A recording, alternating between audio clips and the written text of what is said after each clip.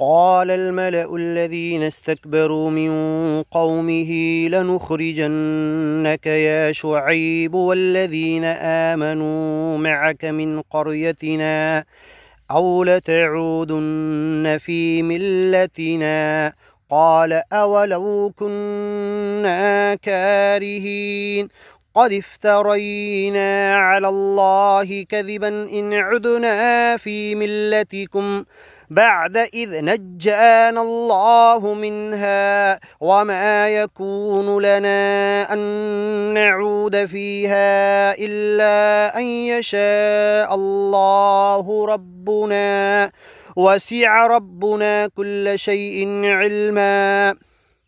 على الله توكلنا ربنا افتح بيننا وبين قومنا بالحق وأنت خير الفاتحين. وقال الملأ الذين كفروا من قومه لئن اتبعتم شعيبا إنكم إذا لخاسرون. فأخذتهم الرجفة فأصبحوا في دارهم جاثمين.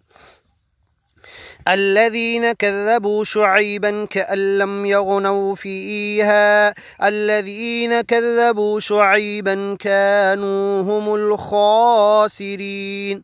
فتولى عنهم وقال يا قوم لقد أبلغتكم رسالات ربي ونصحت لكم فكيف آسى على قوم كافرين.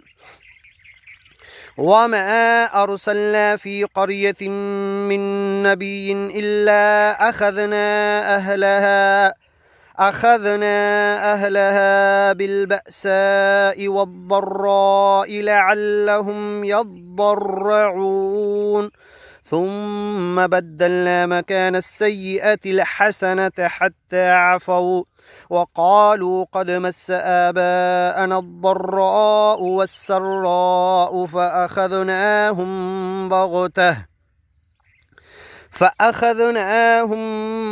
بغتة وهم لا يشعرون. ولو أن أهل القرى آمنوا واتقوا لفتحنا عليهم بركات من السماء والأرض ولكن كذبوا فأخذناهم بما كانوا يكسبون.